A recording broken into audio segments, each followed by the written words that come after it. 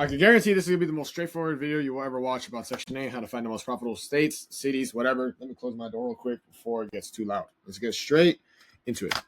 Let's go here, tap.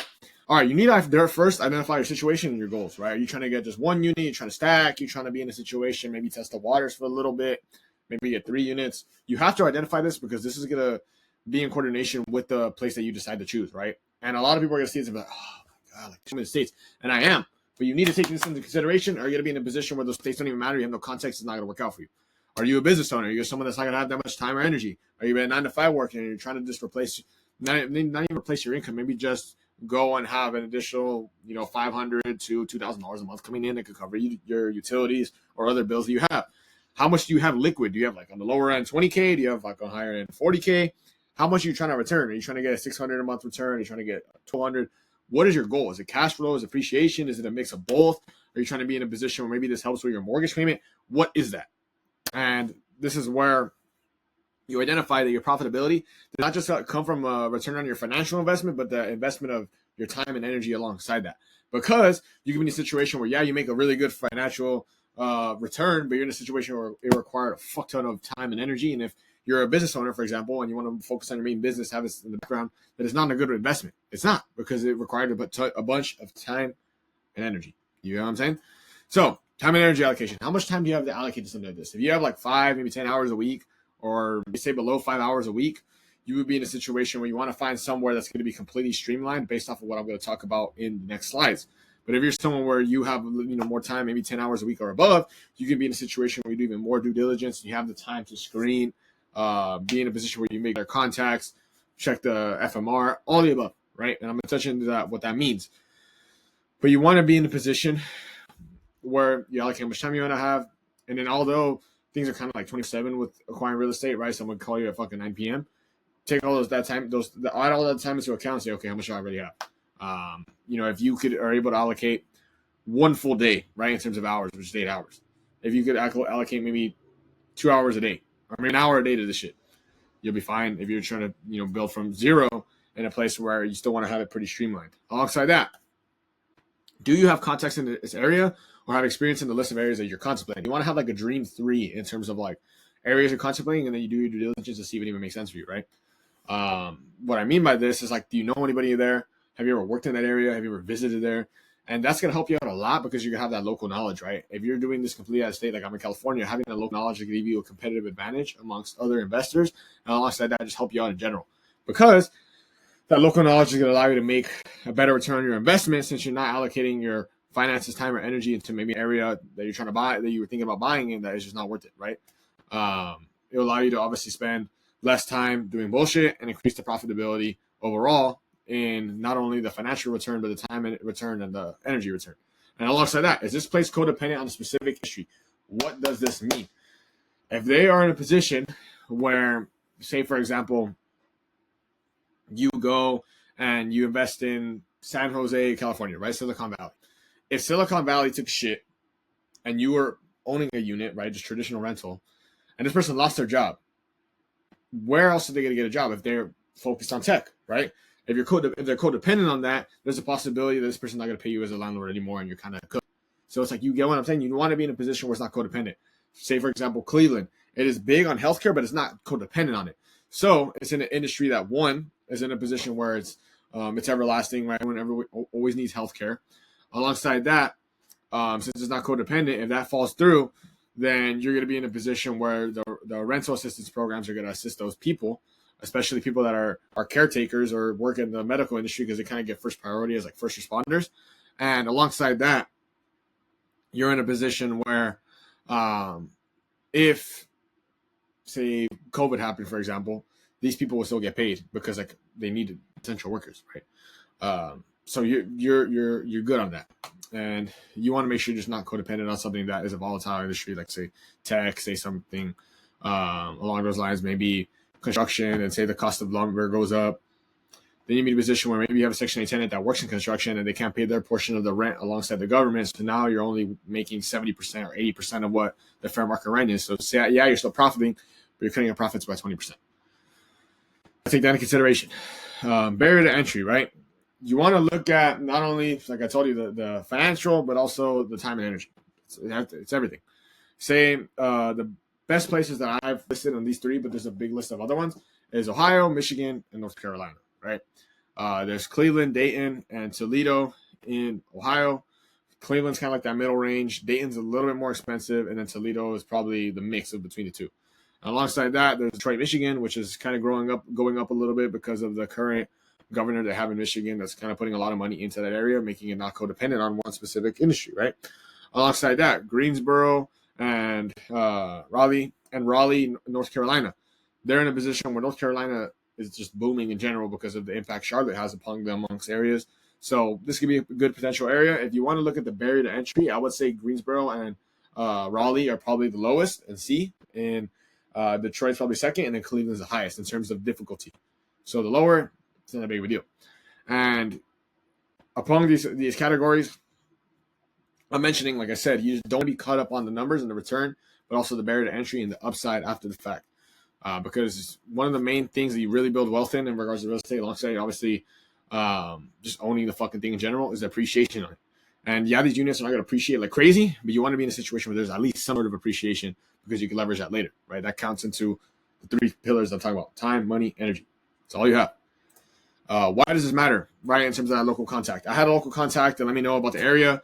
They're talking about, hey, don't invest in East Cleveland. It just doesn't make sense because there's so much bullshit there. That saved me a lot of time and energy because I actually looked at units over there. I was like, dude, look how nice this unit is. But you don't understand that a lot of these real estate agents just want to sell the fucking house. They don't give a fuck who buys it. In reality, they just want to close it, boom, get the person out of there, get the commission check. And that saved me a lot of time because I was in a situation where I was purely focused on cash flow and the numbers and returns.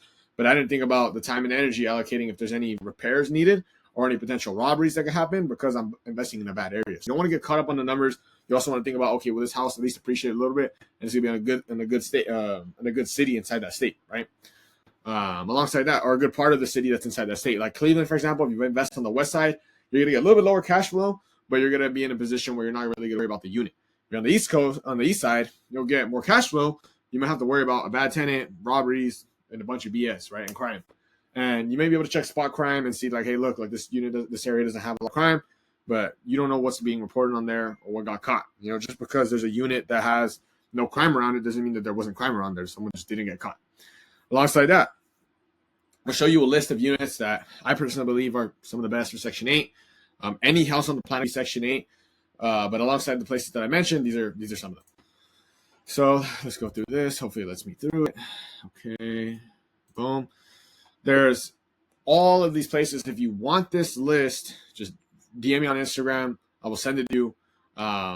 You want to be in a situation where you kind of look at, like I said, not only the returns of the time, money, and energy, but also the way that it's growing economically in terms of the industries that it's focused on and it's not codependent on, and seeing if it has upside, right? Because if you look at places like, say, Baton Rouge, the population's kind of flatlining, so there's really not that much room for growth anymore. Jacksonville, for example, since people are not able to live in fucking Miami or Fort Lauderdale, Tallahassee, or what's it called? What's that other place? I can't remember the other place. They're in a position where they're moving out to these outskirts, right? That's why it's increasing. And that, alongside the other things I mentioned, is you focusing on what type of market it is. Right? You want the mix of a cash flow and appreciation. You want your cash flow. What are you looking for? That's why we have all of these. You want this, let me know, but this is where you check these out and you do the next steps that I'm going to mention. So let's go back to this. Okay. Vacancy rates. Identifying this. This comes into profitability. You're probably thinking, oh, bro, like, where are you getting the numbers? Where my cash flow at? Listen to this shit because this all ties in together. This is speaking from personal experience. I identify vacancy rates in the area that you selected off of either the list that I provided in terms of my favorite ones or the overall list, right? So what does this mean? Fast, your time and energy, and also it's going to time the money. Can you be in a situation where you get a tenant in there, right? If you're in a position where it makes sense on the number side, time and energy, and potential return based off of what you calculate on the rental rates in that area, that'll be good. You're like, all right, this is my financial investment. But you look at the time and energy. Okay, what if it takes a long ass time to fucking go and get a tenant? Alongside that, how fast are these tenants turning out? If you're getting a tenant and it's happening fast, but how fast are they moving out? Right, so then that's another allocation of time, money, energy because you're gonna have that mortgage payment. You're gonna have the front. Alongside that, you're gonna have the front a first month's rent payment to the landlord if you place a new tenant So you want to have a tenant that is going to sit for like 5 years, 7 years. And that all goes back to those main 3 pillars that I'm talking about. 5% vacancy rate is not that bad, but it is pretty good. Alongside, I mean, it's not that bad, but it's not the best, right? But it's decent. But the thing that you want to look at, that is the main important thing, is right here. Only about 50% of recipients of the Section 8 vouchers are able to find housing. Now, what does this mean? That means there is the demand that needs to get filled, right? There's people that need housing. So what does this mean? If you go and you buy a unit, there's going to be people waiting to get into the fucking unit. If they are Section 8, they're going to be in a position where they've been waiting for a long ass time to get on the voucher. They don't want to get kicked off. Alongside that, they're probably staying with someone that's a family relative, or they're paying, very low cash rent somewhere that they honestly don't like anymore, and they'd rather have a full house. So this is a good area because of, like I said, people looking for housing. There's a demand, and that's where you can supply with the units. But locking in your buy box. Now we're getting to the number side of the shit that you actually want to see. Do not just calculate off of down payment and closing costs. That is the biggest mistake. I made that mistake, and it's going to get you blindsided to the motherfucking max. Now this is just an overall unit that I had calculated previously, and I just want to use it because I didn't want to go and run new numbers on something. Calculate one. How much is it going to cost for you to go in, all in, not just down payment, right? Because you might get blindsided with closing costs. Yes, they're negotiable. You want to be very conservative. Down payment, closing costs, appliances. Does it have a furnace? Does it have a stove? Does it have a fridge? Are there any touch-ups that are needed? Do you need to scrape off new paint and put new paint? Do you need to fucking fix the porch? Do you need to add a new window? Little touch-ups that are going to make sure that you pass the Section 8 inspection, right? You want to be in a position where you take all that in consideration. First month's rent. If you're placing a brand new tenant, most of the time, what the landlord is going to do is they're going to charge you a setup fee. They're going to take 10% of your overall rents, which is the gross rents, right? Alongside that, they're going to be in a position where they charge you a first month's rent collection of the tenant that they placed. So if you're not screening your tenant before you even get under contract from your own database, whether it's Facebook Marketplace, Affordable Housing, Realtor.com, whatever, you're going to be in a position where you may have to front a vacancy payment, right? Vacancy, basically a mortgage payment, because the payment that would have paid that mortgage payment is getting collected by the property management. So that's probably like $800 out the door, right? Or maybe $800 out the door. So that's something you have to take into consideration. Again, alongside that, you do have that period of no payment. But if it takes you a bit to get a tenant and you still have to front a payment, that's all cutting into your budget. So that's money coming out of your pocket. You can't just be like, down payment, closing costs, and that's it. Ni madre. Repairs. You want to be in a situation, you buy something that's completely turnkey. I just got my sister into a unit that's completely turnkey. It's already cash flowing. The tenant's covering utilities. Great acquisition, right? But if it needs 5, 10, 15K in repairs, it's so much better just up your fucking buy box and buy something and put an extra 2 to 5K down, which is your equity, as opposed to allocating time and energy into the repair. You know what I'm saying? And alongside that, you're going to be in a position where you're probably buying in a way better neighborhood if you're increasing your buy box. So take all of these fucking fees into consideration. Most of the time, you're being buying DSCR, which is 20% down. So I would just conservatively go off of that. And then if you get it for lower, great, but go off the worst case scenario. Speak to various lenders for each state, right? Or like a nationwide lender that can work in every single state. But I would also speak to people that are tailored to that state. They only work in that state. Do they have prepayment penalties on their DSCR products, on all the products? Basically, what this means is like, will you get penalized based off of how fast you do a refinance on the unit? If you refinance after a year, your prepayment penalty, if it's a 5-year penalty, maybe 5% of the overall purchase price. May not even make sense to fucking refinance. So you want to be in a situation where you make sure that you try as hard as you can to not get a prepayment penalty, because this will impact your profitability, because you may have to allocate fucking more money into your next acquisition, which is not going to make this last acquisition as profitable because you can't roll it over. You know what I'm saying? And that's just a prepayment penalty. That's not considering fees to refinance that could get added on top of the loan, but that's money cutting your bottom line. Doesn't make sense. Ask, how much is the down payment for DSCR? Is it always 20%? Can you guys do 15%? Is it sometimes 25%? Can you guys, like, what are the ranges, right? What is the turnaround time? Does it have to be 6 months? Do you have to wait 3 months? And then that all goes back to the prepayment penalty. It may not even make sense to go and get a refinance if you have a prepayment penalty unless you have an insane amount of equity. You need to be over a certain age. We have, in some lenders in Ohio, require you to be 21 now. But some in say, for example, North Carolina or Michigan, they just needed to be 18. So like that might increase your profitability because say you have to go and bring in, a fucking cosigner or whatever, or bring someone to sign on behalf of the LLC, even though they're not putting any financial investment or they're not, getting their credit pulled. Maybe they want fucking money from you on the monthly basis because they're going and guaranteeing. So that might cut your profit by $100, $200 because this person's putting their fucking signature on behalf of the entity. Alongside that, you may be in a position where you have a product that's in North Carolina that doesn't require 2 months or 3 months worth of seasoning, aka keeping your money in the bank, and they'll go and just qualify you off instantly. They'll just be like, okay, look, like you made this deposit today, tomorrow you could fucking buy the unit, which is crazy. But typically it's gonna be 2 to 3 months. So I like that. Keep your money sitting in there. If your money is not in the bank and it does not exist on paper, it technically does not exist to these fucking lenders. They give a flying fuck. So you want to make sure you make their life easier. So ask these questions of them because you may be in a situation, maybe you're not 21, so you might have to go to North Carolina or Michigan. You may not have prior rental experience. So even if you want to buy in Ohio, you may have to go and find a specific lender that's able to work around that. But that lender's going to need you to be 21.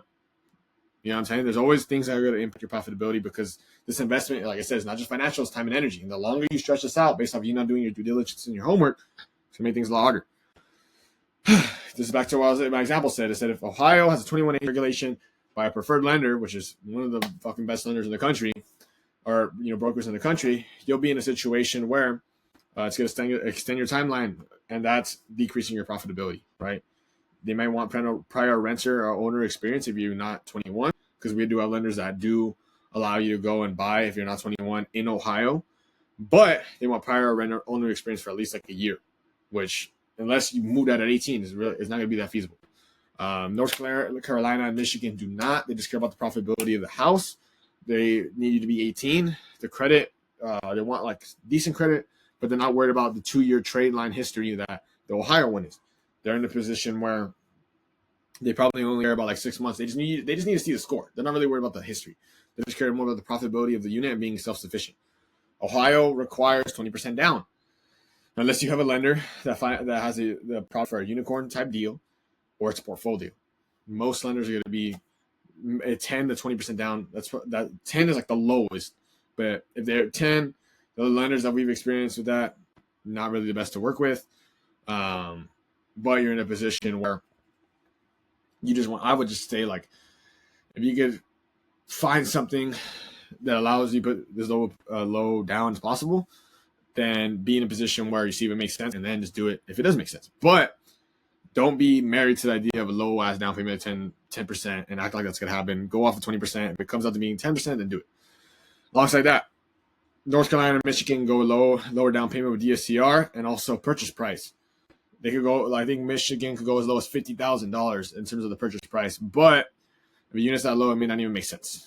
And they don't have as big of an upside. Maybe Detroit does, but they don't have as big of an upside as, say, Cleveland, for example. And Cleveland's just increasing the price. So take things like that into consideration in terms of, like I said, the profitable investment. This is like questionable unit to look at. This is the one that's in Cleveland. Let me show you this. So hopefully, let me pull this out. Damn, how do I go like this? Okay, boom. I don't know why it doesn't show my camera here, but if you can see this unit, you can see that it looks pretty nice. You're like, oh shit, like boom, boom, boom. Like this unit's solid, right? Like why is it not rented? Why is it not being bought out? Because it says it's remodeled. If it's remodeled, most of the time it's a bunch of bullshit, right? What do you want to look at? This does not look like a motherfucking remodel. This does not look like a remodel. This carpet does not look like a remodel. It looks like a smoker lived here. So you can tell it's full of shit. Alongside that, you go through here, 105 days on market. It's obviously not fully rehabbed, so this guy's full of shit. You want to be in a position where you obviously look at this. You see when it was put. And another thing, this house is on a corner lot, so that's probably the reason why it's not getting acquired. It also doesn't have a driveway, so that cuts into your profitability because tenants want that. They don't want to park on the street. They want a driveway. That's something they don't want corner houses. This is a good zip code. They just don't. Those two things are the reason why this house doesn't make sense. Let me show you a better unit. My sister is acquiring right now. Completely turnkey. It already has unit paying, tenant paying. You look at it right here. Has a driveway. Doesn't have any major renovations needed. 1650 utilities. We were able to get it at a good price just because one of the buyers fell through. So you have to find out why is it there. Was this on behalf of the seller or on behalf of the buyer? See how long the average days on market it is for that area or that you're looking in. In Cleveland, it's typically like 30 to 60. So 60 I wasn't really tripping on, but 105 is pretty bad. Also knowing that they haven't fucking been under contract at all. This one has a good save, so that means people wanted it. 1650 and they're covering the utilities. You want to make sure your variable costs are covered because if your variable costs are covered, you're in a position where you know exactly how much you're going to profit every month, how much you're going to spend every month. But if they're variable and they're always changing, you may profit $800 one month, and then the next month you're profiting $600 because it was super cold and the tenant blasted the heater. But if they're paying it, best believe they're gonna put on like 16 jackets. They ain't gonna fucking blast it.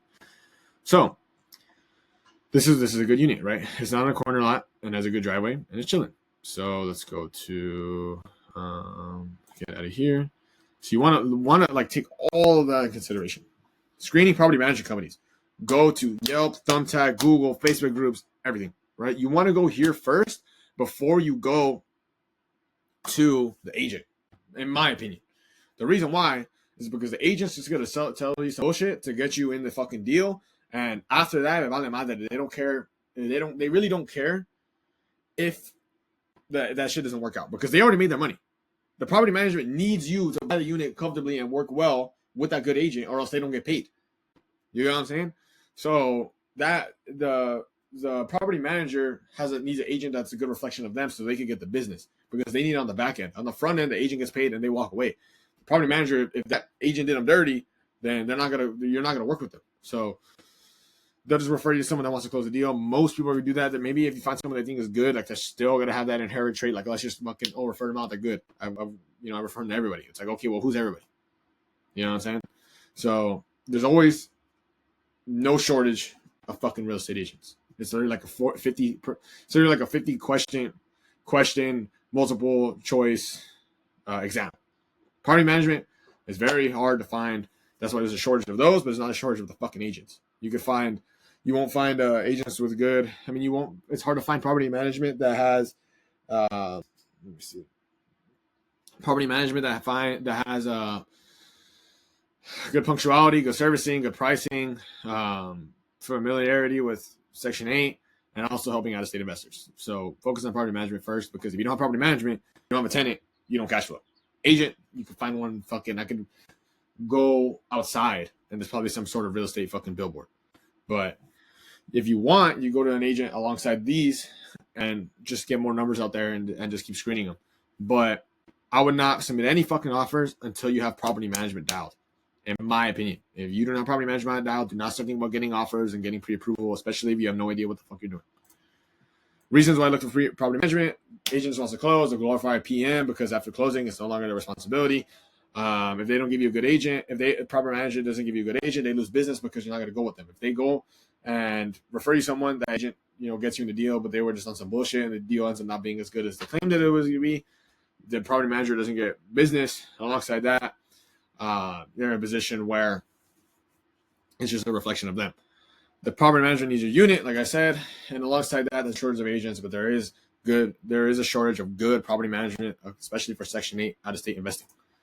Calculate real rental rates with good property management once you find them. These are the rental rates for Cleveland, Ohio, based off of the bedroom size, right? Because that's what vouchers pay you.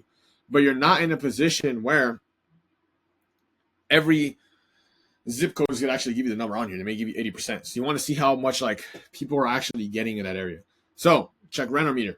It has like a 3-day free trial. Check that before you actually start submitting offers on the unit. Once you find your good PM, ask your local PM how much are units actually renting for in that area. Like, what do they see typically? They'll be like, okay, well, I know that typically if a good property manager will tell you, hey, look, most people in this area are only getting 80% of the market rent. So you need to find someone that's going to give you the other 20%. We can do that. Boom, boom, boom. Compare it with the zip codes. Do not just go off of fair market rent that you see Cleveland, Ohio, that just shows the whole overall city, because every zip code is completely different. Calculate conservatively. If this says 2,100, right, for a 3-bed, calculate as if it's 1,900. Just straight up. Calculate at 19. If it's profitable at 1,900, it's going to be even more profitable at 2,100. But if it's barely profitable at $2,100 and ends up coming out to $1,900, you may be losing money every month. So that's mortgage payment, calculating mortgage payment, calculating down payment, closing costs, all of the numbers that I said previously, and the things you need to invest in. See if the tenants in that area normally cover all utilities, because you want to be in a situation where the variable costs are covered by somebody else, not covered by you. Because if it's 40 degrees or 20 degrees where you're buying and they have no heater, I mean, if they're not paying the heater, they're gonna blast the motherfucker, right? But if you're in a position where you are the one covering the if you're in a position where they're the one covering the heater, best believe they're gonna put 20 on jackets. They're gonna fucking leave the oven open so they can get warm. They ain't gonna do it because they're gonna want to pay it. They're not paying it. Just like that. Let me go to the next spot. Now recap: profitable city, state, timeline, and scaling. If that is your goal, right? You have taken into consideration your situation and everything that I've looked at. Literally, you can go on Zillow, you go on Realtor.com, and actually look at units between your buy box of what I said. If you're in a position where you just want maybe $600 a month of cash flow guaranteed, maybe like 120 and above. If you want more cash flow, the unit probably have to be like $100,000. If you want just to fill it out real fast, and that's your timeline, single family home. If you want just cash flow and you have the time to go and invest into it with your property manager and filling out the unit, then multifamily is probably your move. If you have more money, then multifamily, because multifamily has more expenses. So take all of this into consideration. Do your due diligence alongside it. But this is the best possible information that I give you in regards to this whole fucking Section 8 game and what I've experienced as someone that is completely brand new. If you're completely brand new, I just recommend just following this guideline as opposed to being in a situation. Well, ultimately, it comes down to you being in a situation where you're trying to do like creative financing, put fucking only 2K down. If you don't know what you're doing, you're gonna get 360 by agreements, and those are the biggest gangsters on the motherfucking planet. Someone that will slip you an agreement, say, "Hey, sign this," knowing that they just fucked you up. So take it from me. Now you've selected your agent. I mean, so you selected your market, whether it's Cleveland, Dayton, Toledo, North Carolina, Michigan. Lock in an agent, a broker, and get to work. Screen them all correctly. If you wanted me to make a video explaining how to screen these people, find good ones, let me know. But like I said previously, find a broker, aka a lender, that has a product that has no prepayment penalty, that is in a position where you could have the best return on your overall investment in terms of time, money, and energy. Because if you have the prepayment penalty, you extend your timeline, which is not hitting all three pillars of the investment. I know I just went on I just ripped. But it varies per state. So look at your situation. If you're 18, you want to get in this unit with at least amount of money down. Like I said, North Carolina may make the most sense for you, kind of in the middle, but you're just not 21. Detroit may make the most sense for you. If you're already 21, you just want good returns, you have more money, Cleveland, Ohio. There's always a solution to everybody. It's just a matter of doing your due diligence, following these guidelines, and taking action. So I believe that is the last video. The last screen on this video. If you have any questions about this, leave them down below. DM me. There's no reason that you cannot go and get your motherfucking first unit, especially if you follow this, or at least be in a situation where you're completely more educated. If you have any questions, leave them down below. DM me on Instagram, and look out for more videos just like this.